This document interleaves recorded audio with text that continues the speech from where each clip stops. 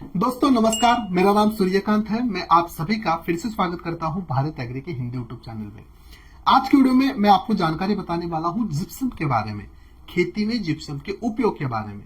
आज इसके बारे में पूरी जानकारी हम देखेंगे। अगर आप एक जिज्ञासु किसान हैं, अगर आप एक आधुनिक तरीके से खेती करना चाहते हो, तो ये वाला वीडियो आपके लिए बहुत महत्वपूर्ण होने वाला है। मेरी आपसे एक राय है कि वीडियो अंत तक देखिए और वीडियो के आखिर में अगर आपको जानकारी पसंद आती है तो ये वाला वीडियो आपके अन्य किसान दोस्तों के साथ शेयर जरूर कीजिए। चलिए बिना किसी देरी के आज के वीडियो के लिए शुरू करते हैं।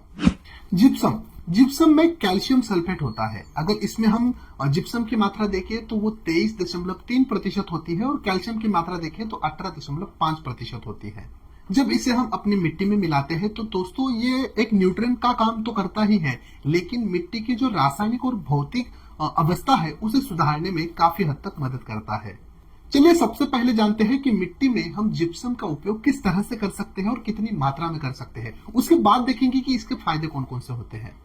मिट्टी में जिप्सम का उपयोग करने से पहले मेरी आपसे एक राय रहेगी कि आप अपनी मिट्टी का मिट्टी परीक्षण कीजिए और उसके बाद आपको पता चलेगा कि अपनी मिट्टी में कितने प्रतिशत जिप्सम ऑलरेडी मौजूद है। उसके बाद आप तय कर सकते हो कि कितना जिप्सम आपको ऊपर से डालने की आवश्यकता है। जिप्सम मिट्टी में डालने के लिए हमें मिट्टी की सबसे पहली जुताई करने की आवश्यकता है। अच्छी तरह से गहरी जुताई कीजिए, मिट्टी को कड़ी धूप में 10 से 15 दिन तक वहां पर सुखाइए। उसके बाद मिट्टी में जितना भी जिप्सम हमें डालना है उसकी आधी मात्रा पहले साल में और आधी मात्रा हमें दूसरे साल में डालनी है। जिप्सम हमेशा अपने मिट्टी में गोबर खाद के साथ मिलाकर हमें डाल देना चाहिए।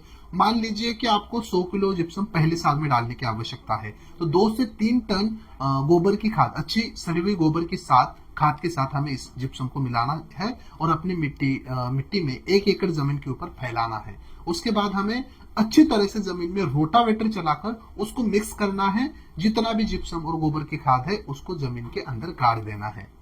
अब आपके मन में एक सवाल आया होगा कि आखिर कितना जिप्सम हमें अपने खेत में डालने की आवश्यकता है। देखो किसान भाइयों, ये अवस्था के अनुसार या फिर जमीन के कंडीशन के अनुसार बदल सकता है।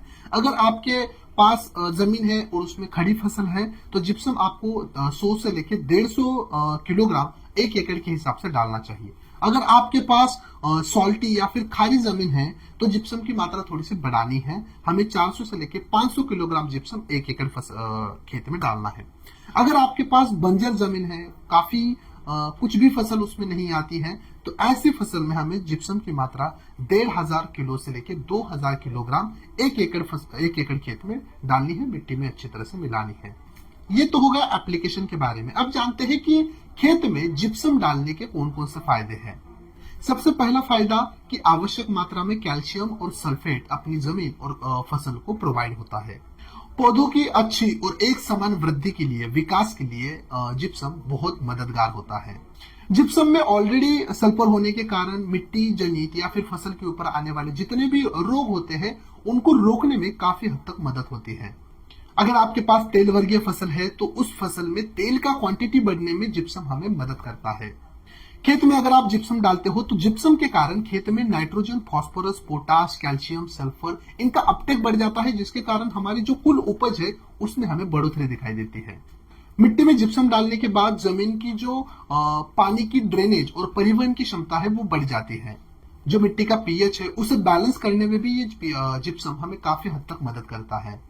इसलिए दोस्तों मेरे ख्याल से मिट्टी में जिप्सम डालना बहुत जरूरी है। काफी सारे किसान कई सालों से मिट्टी में जिप्सम नहीं डाल रहे हैं। दोस्तों इसको इग्नोर मत कीजिए, बहुत ही इंपॉर्टेंट है। अगर आपको आपकी मिट्टी का स्वास्थ्य अच्छा रखना है, अगर आपको अच्छी उपज लेनी है।